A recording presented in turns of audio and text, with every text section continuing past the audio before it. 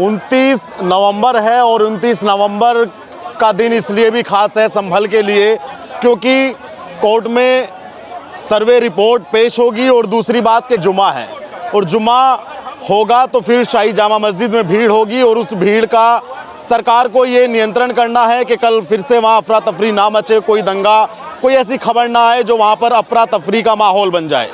तो योगी सरकार का इस पर क्या कंट्रोल होगा कल ये देखने वाली बात होगी।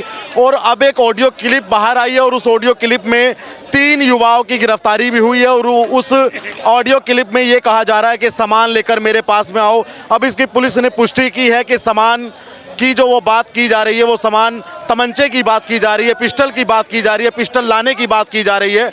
तो इसी मुद्दे पर बात करेंगे कि जुम्मा और कोर्ट में जो कल सर्वे पेश होगा उसको लेकर क्या सरकार का रुख होगा, क्या कल कोई अफरा तफरी की खबर आएगी कि नहीं आएगी। क्या लगता है सर आपको, जुम्मा और फिर कोर्ट में कल सर्वे की रिपोर्ट पेश होगी तो कल भी कोई माहौल बिगड़ने की कोई साजिश, कोई कोशिश आपको लगती है कि नहीं? देखिए, ऐसा है कि ये जो घटना हुई ये प्री प्लानिंग थी, भड़काऊ बयान दिया गया था और प्री प्लानिंग पे कोई प्री प्लानिंग कह के कोई घटना का अंजाम दे रहा है तो उस पर पुलिस का 100% कंट्रोल नहीं होता है। लेकिन अब घटना हो चुकी है, अब यदि लॉ एंड ऑर्डर फेल हो तो फिर सरकार, प्रशासन, पुलिस प्रशासन की जवाबदेही है। और ये योगी जी की सरकार है, ये पहले छेड़ती नहीं है और छेड़ती नहीं है और जब कोई छेड़ देता है तो छोड़ती नहीं है। कल आप देखिएगा, कल शुक्रवार है और इन लोगों के जुम्मे का दिन है, एक पत्ता तक वहां नहीं हिलेगा। बड़े दावे के साथ कह रहा हूं, कल आपको कोई खबर नहीं आने वाली है। पहले प्रशासन कहा था 24 तारीख। देखिए, मैंने वही कहा ना, एक छोटा सा उदाहरण देता हूं। आपके मन में यह है कि मैं रोटी में थूक मिलाऊंगा, आपके मन में चल रहा है कि जूस में मूत मिलाऊंगा, आपके मन में चल रहा है कि मलाई चाप में टट्टी मिलाऊंगा, आपके मन में चल रहा है कि जो है वो लड्डू में चर्बी मिलाऊंगा। तो प्रशासन आपके मन में बैठी है, आप प्री प्लानिंग कर रहे हैं। और ये हुआ क्यों? एक तरफ ये लोग, इन्होंने जियाउल रहमान बर्क जो समाजवादी पार्टी के सांसद हैं, इन्होंने बोला कि ये लोग जय श्री राम के नारे लगा रहे थे, भड़काने का काम किया, जनता भड़क गई। आप ये बताइए, सबसे पहले भड़काने का काम कौन किया? कि वहाँ मस्जिद थी, मस्जिद है, मस्जिद रहेगी इंशाअल्लाह। मैं एक सवाल पूछना चाहता हूँ पत्रकार महोदय आपसे। आपने कई बार ऐसा देखा होगा कि बहुत जगह, चाहे सुप्रीम कोर्ट, चाहे लोअर कोर्ट, चाहे हाई कोर्ट, अपर कोर्ट, बहुत जगह ऐसा देखने को मिला होगा, याचिका लगी, पहले दिन याचिका खारिज कर दी जाती है, कोर्ट द्वारा ये कह करके, जज द्वारा ये कह करके कि ये आरोप बेसलेस है, इसमें कोई दम नहीं है। मैं कहता हूँ उस याचिका में जिसके वकील थे, हिंदू पक्ष के वकील विष्णु शंकर जैन, उसमें लिखा गया था कि यहाँ पे जो है वो क्या कहते हैं कि वो शाही जमा मस्जिद जहाँ है वहाँ पे पहले हरिहर मंदिर था, 1529 में बाबर ने इसे मस्जिद में तब्दील कर दिया। ये बाबरनामा में उल्लिखित है। तो चलिए मान लीजिए उस समय हमारा संविधान नहीं था, लेकिन कोर्ट ने खारिज तो नहीं किया, सर्वे का आदेश दिया, कमेटी गठित करी, ये बोल दिया 29 तारीख तक रिपोर्ट सब हो। आप कहते हो कि देश संविधान से चलेगा, तो संविधान नहीं तो ये सब सारा करवाया। और उसके बाद कोर्ट चाहता तो खारिज कर देता, लेकिन कोर्ट को संदेह हुआ कि यहाँ मंदिर हो सकता है, तभी जो है उसने आगे कार्रवाई बढ़ाई, आदेश दिया। अब मैं ये कह रहा हूँ कि कोर्ट ये कह रहा है, जज ये कह रहे हैं कि यहाँ मंदिर हो सकता है, और जियाउल रहमान बर्क कह रहे हैं कि मंदिर, यहाँ मस्जिद थी, मस्जिद है और मस्जिद रहेगी इंशाअल्लाह। तो ये क्या है? ये कोर्ट की अवमानना है, कोर्ट की अवहेलना है, कंटेम्प्ट ऑफ कोर्ट है, कोर्ट का अपमान है, जज का अपमान है।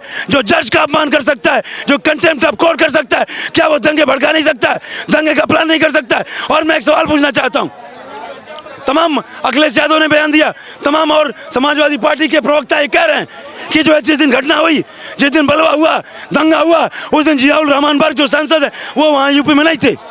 मैं आपसे पूछना चाहता हूँ, आप बता दीजिए 2014 से पहले जो भारत में तमाम आतंकवादी घटनाएं हुई हैं, और उसके बाद जो उसका मास्टरमाइंड है वहाँ से बैठ के वीडियो जारी करता है कि क्या कहते हैं कि हमने अंजाम दिया, जिम्मेदारी लेता है, ऐसे आप लोगों ने देखा होगा। मैं पूछना चाहता हूँ, आप बता दीजिए कि भारत में कौन सी ऐसी आतंकवादी घटना हुई, कौन से ऐसे दंगे हुए, कौन से ऐसे बलवे हुए जिसका मास्टरमाइंड उस जगह पे मौजूद था? मैं सवाल पूछना चाहता हूं, कभी मास्टरमाइंड नहीं रहता, जितने भी यहाँ बैठ के मॉनिटर करते हैं। आप कह रहे हैं कि जियाउर रहमान बर्क जो है वो इस घटना के मास्टरमाइंड है और उस दिन वो वहां से फरार थे? हो सकते हैं, आप ऐसा कह रहे हैं ना? 100% नहीं, ये कोर्ट तय करेगा।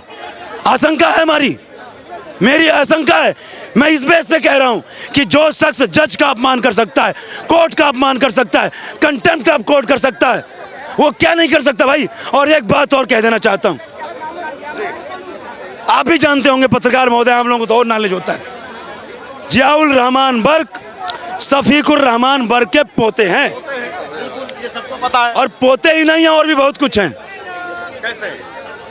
ग्रेगर जॉन मेंडल का आनुवंशिकी लक्षण आप लोगों ने पढ़ा होगा कि जो पूर्वज का जीन्स होता है, जो लक्षण होते हैं, वो संतान में भी आती है। ये विज्ञान कहता है, विज्ञान। तो आप लोग जानते होंगे कि इनके जो बाबा, जिसके पौत्र हैं शफीकुर रहमान, वो भी समाजवादी पार्टी के सांसद रह चुके हैं। अब सोचिए कितने पीढ़ी बाद भी ये समाजवादी पार्टी में हैं, कहीं नहीं गए। समाजवादी पार्टी में पीढ़ी दर पीढ़ी लोग बनते जा रहे हैं, क्या दर्शाता है ये? और एक बात आप जानते होंगे कि ये भी जहरीले बयानों के नाम से जाने जाते हैं इनके पिताजी। एक बयान मैं जरा इनका सुनाना चाहता हूं आप लोगों को। शफीकुर रहमान बर्क का एक बयान है कि वंदे मातरम नहीं बोलूंगा, वो संसद में कहा था, वो भी सोशल मीडिया पे अपने। हाँ, वो मैं वही से पूरे ये संसद का वीडियो है। संभल से समाजवादी पार्टी के सांसद शफीकुर रहमान बर्क ने विवादित बयान दिया है। शफीकुर रहमान ने संसद में शपथ लेने के बाद कहा, जहां तक वंदे मातरम का ताल्लुक है। बस एक मिनट, बस एक मिनट। और जहाँ तक देखिए वंदे मातरम का ताल्लुक है, वो it is against the Islam, we can not follow it. Vande Mataram, इन्होंने क्या कहा, लंबी वीडियो है, आपके दर्शकों को टाइम लगेगा। इन्होंने कहा कि जहां तक संसद में जो लोकतंत्र का मंदिर है, संसद में कहा कि जहां तक वंदे मातरम का ताल्लुक है वो इस्लाम के खिलाफ है, इसलिए मैं वंदे मातरम नहीं बोलूंगा। तो भैया, एक तरफ तुम कह रहे हो कि इस्लाम के खिलाफ है, इस्लाम इजाजत नहीं देता है बोलने का, और जो लोकतंत्र की कार्रवाई होती है वो संविधान के तहत होती है। वहाँ आप जब आप वंदे मातरम नहीं बोल सकते हो, और ये लोकसभा में इस तरीके, और यही ऐसे ही बयान नहीं है, और भी इनके तमाम जहरीले बयान हैं, तो कहीं ना कहीं पूर्वजों के जीन्स का भी लक्षण होता है। सबसे बड़ा सवाल मेरा आपसे ये है कि दंगा किसने भड़काया? उस दिन रविवार के दिन वहाँ भीड़ कहाँ से आई? 3 ट्रॉले पत्थर कहाँ से आए? मैं ये जानना चाहता हूँ, क्या कोई साजिश की और उसका पर्दाफाश करने में सरकार अभी असफल है?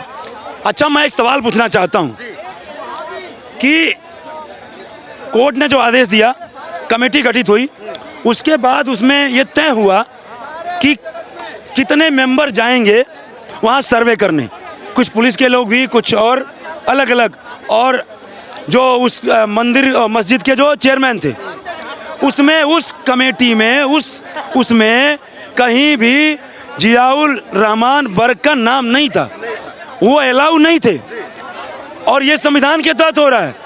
तो जब वो अलाउ नहीं थे, उनको इनविटेशन नहीं मिला था, तो वो उस सर्वे में क्यों गए, किस मकसद से गए, क्यों गए वहाँ पे? और चलिए मान लीजिए एक प्रतिनिधि होने के नाते आपका बुलावा नहीं था, मान लीजिए आप वहाँ एक प्रतिनिधि होने के नाते गए, तो मेरा एक सवाल है, ऐसा कौन सा काम था ये जो दंगा हुआ, इससे संवेदनशील और इम्पोर्टेंट कौन सा काम था जो आप बयान दे रहे हो कि मैं यूपी में नहीं था, जब आपको पता था कि इसके बाद भी एक सर्वे और होगा, जो 24 तारीख को हुआ और जिस दिन दंगा हुआ? तो आप पहले सर्वे में तो गए, दूसरे सर्वे में आप क्यों नहीं गए? दंगा के भड़काया किसने, मैं ये जानना चाह रहा हूँ। ये पूरा का पूरा हाथ जियाउल रहमान बर्क का होने की पूरी आशंका है। पूरी आशंका है। अच्छा ये बताओ, जुम्मा है और कल 29 तारीख है। 30 सेकंड मुझे बस, इसके बाद भाई साहब से 30 सेकंड। मैं वही कह रहा था कि 19 तारीख तो आप पहुंच गए बिना बुलावे, और आपका, और उसके बाद थोड़ा सा मुझे 30 सेकंड दे दीजिए। 19 तारीख को जब गए उस दिन मतलब जुमे की नमाज थी, और आपने कहा कि भीड़ बेकाबू हो जाएगी, मैं संभाल नहीं पाऊंगा, और सर्वे पूर्ण नहीं हुआ। तो जब आप पहले दिन बोल दिए कि भीड़ बेकाबू हो जाएगी, मैं संभाल नहीं पाऊंगा, तो इसका मतलब आपको तो पता था कि भीड़ बेकाबू हो जाएगी। तो जब दूसरे दिन सर्वे हुआ 24 तारीख को, आपको भीड़ के बेकाबू होने की आशंका थी, तो एक कमेटी के मेंबर होने के नाते नहीं, एक जनप्रतिनिधि, आप उस लोकसभा के सांसद हैं, आप उस दिन क्यों नहीं गए? इसका मतलब ये साबित करता है आप वहां इसलिए नहीं गए कि आप बैठ करके कहीं से पूरी मॉनिटरिंग कर रहे थे। चलिए ठीक। अब सवाल ये है कि 29 नवंबर दिन जुम्मे का दिन है, जुम्मे की नमाज भी होनी है और कोर्ट में सर्वे की रिपोर्ट भी पेश होनी है, और आशंका ऐसी जताई जा रही है कि कल फिर से संभल जल ना जाए। ये आशंका योगी के राज में भूल जाए, योगी है, ये आशंका फाशंका नहीं चलेगी। और ये जो संयोग नहीं था, प्रयोग किया गया, ये जो वहाँ के सांसद थे और विधायक के लड़के ने, ये दोनों ने, जो वहाँ के जो डीएम है उसके रिपोर्ट आप पढ़ो, उसके रिपोर्ट सुनो, सारे ऐने की तरह खुल गए हैं कि जो मस्जिद कमेटी का जो था वो खुद भी वकील था, उसको जब रात में फ़ोन किया गया, बल्कि जाके घर पे मिला है, तो मिलने के बाद उसको नोटिस दिया गया कि सुबह हम आ रहे हैं, तो उसने कहा मेरी तबीयत खराब है। तबीयत खराब नहीं थी, उनने रात भर प्लानिंग की है, रात भर जिहादियों को बुलाया गया है, पत्थर इकट्ठे करे गए हैं, और सारी तौर तरीका अपना करके संविधान पर हमला किया गया, कोर्ट पे हमला किया गया, जिसको सारी दुनिया देखी है। और ये जितने गठबंधन हैं, ये जो अपनी अपनी दलीलें दे रहे हैं ना, ये इनके बौखलाहट है कि आज अगर कोई हिंदू आज बांग्लादेश में हिंदू मर रहा है, उनके लिए एक शब्द आंसू नहीं भरा है राहुल गांधी को या अखिलेश यादव को, जो वहाँ हिंदू प्रताड़ित हो रहा है। कन्हैया कुमार का गर्दन काट दिया, एक शब्द नहीं निकला, उन्हीं का सरकार था उस टाइम। राम गोपाल मिश्रा मर गया, एक बूंद आंख। आज अगर 4 मरे हैं जिनके अब्बा जान लग रहे हैं, कौन लग रहे हैं? इनके रिश्तेदार हैं। ये उल्टे पैर जाने को तैयार है, लेकिन योगी ने कह दिया घुसोगे नहीं, जब तक मैं वहाँ के प्रशासन को ठीक नहीं कर दूंगा, उनकी व्यवस्था, तब तक कोई राजनीतिक पार्टी अगर घुस गया तो तुम्हारा भी वही हाल होगा जो इन जिहादियों के हो रही है। क्या लगता है कि बाबा संभल से कोई ऐसा उदाहरण पेश करेंगे कि जो आगे कभी कोई ऐसी संभावना बने तो पत्थरबाज के पैर कांपेंगे? ये बौखलाहट है ना, जो 65% कुदरती में 65% मुस्लिम लोग आज बाबा को सपोर्ट कर रहा है। आज पूरा हिंदुस्तान के मुसलमान वक्फ बोर्ड के नाम पर में भारत सरकार के साथ खड़ा हुआ है। आपको पता है, ये जितनी पार्टियां हैं सब ने दबे पैर वक्फ बोर्ड को सपोर्ट कर दिया है कि जो काम हमें करना चाहिए 50 साल में सरकार कर रही है। आपने रिजू के बयान कल सुने होंगे टेलीविजन पर में, उसने क्या कहा? अखिलेश जाते जाते अपनी सहमति व्यक्त कर गया, और मैं नाम लेना नहीं चाहता हूं क्योंकि इनकी राजनीतिक भविष्य खत्म हो जाएगा, जिस पर देश का मुसलमान भरोसा करता है। राजनीति योगी की खत्म होने वाली है, अब संभल और बहराइच नहीं देखा क्या आपने? आपने देख लिया ना, ये कहते रहते, देख लिया ना, मैंने देख रहे थे कि मैं कह रहे थे ना 9 सीट के चुनाव होने के बाद योगी मठ में चले जाएंगे।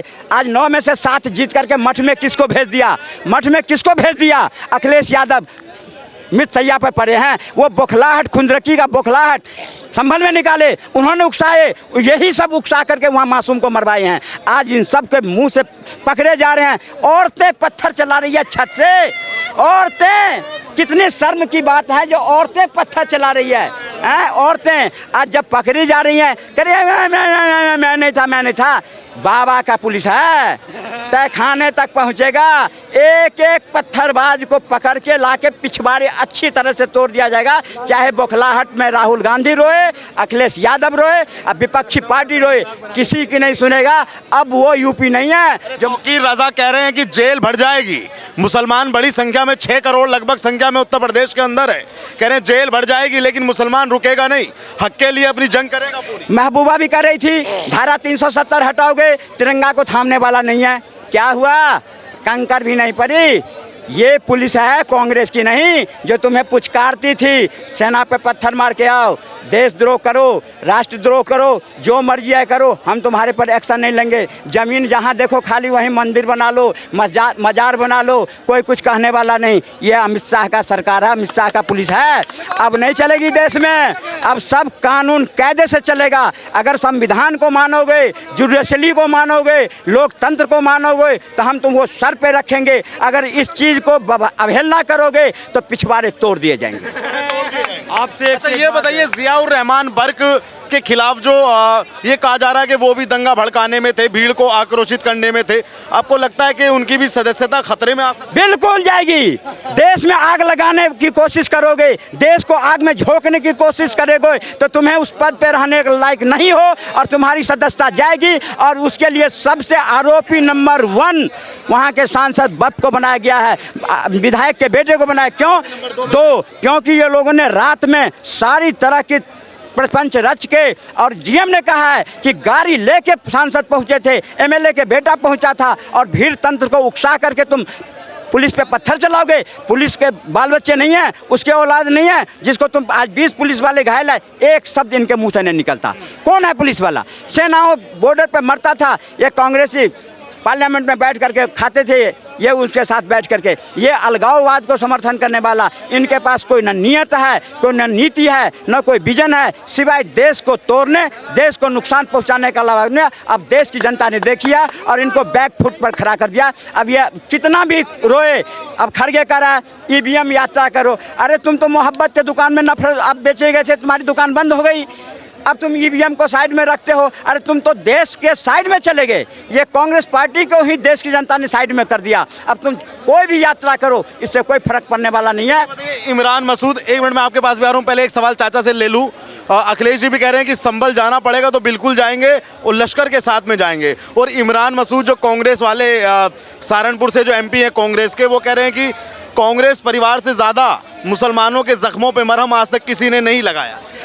आप देख तो रहे हैं, आप वक्फ बोर्ड के नाम पर देखे ना, मुसलमान देश का मुसलमान कांग्रेस को कितने भरोसा किया लोकसभा चुनाव से। अब 1 मिनट में कांग्रेस पलट गई ना, रख दिया ना ताक पर उनको, वक्फ बोर्ड पर समर्थन कर दिया, अखिलेश यादव वक्फ बोर्ड पर समर्थन कर दिया। क्यों करा भाई? अगर इतने ही हितैषी थे तुम्हारा तो वक्फ बोर्ड को बायकाट करते, संसद से हट जाते, पास तो होगा ही, क्योंकि संख्या बल है मोदी के पास। वो संभल जाने के लिए कह रहे संभल क्यों नहीं जाने दे रही भाजपा हमको? अब ये टूटे हुए तार को जोड़ने की कोशिश करती है, पर मुसलमान भी देश का समझ गया कि ये हाथी के दांत है, दिखाने के कुछ, करने के कुछ, खाने के कुछ। ये इनसे हमारा भविष्य जो है मोदी में सुरक्षित है, इनमें सुरक्षित नहीं है। इसलिए तो महाराष्ट्र के मुसलमान भी मोदी के भरोसे पे, मोदी के एजेंडे पे, मोदी के विश्वास पे मोहर लगाया, इन सबको नकार के फेंक दिया। अरे कल जुमा है, ये बताओ कोई अफरा तफरी तो नहीं होगी ना संभल? आप निश्चिंत रहें, निश्चिंत रहें, कुछ ऐसी खबर तो नहीं आएगी। अरे जाओ, बाबा है, और तो पहले भी थे ना, 24 तारीख को भी थे ना। तो कौन सी ऐसी घटना घट गई? क्या सहारनपुर, बरेली पर, मुजफ्फरनगर से बड़ी घटना घट गई जो आज भी लोग बेघर हैं, उसको बसा नहीं पाए?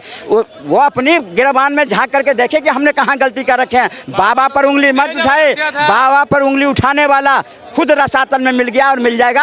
इसलिए बाबा पर उंगली उठाने से पहले 4 उंगली अपने तरफ भी देखते हैं। अखिलेश 4 उंगली अगर अखिलेश पे उठा रहे हैं तो 4 उंगली मेरे तरफ। अखिलेश अगर बाबा पर उठा रहे हैं, वो भी देखे कि उनके राज्य में जनता कितनी सुरक्षित थी। आज उनके राज्य में माफियाओं का राज था, गुंडों का राज था, आज अगर है तो लोकतंत्र का राज है, संविधान का राज है, कानून का राज है।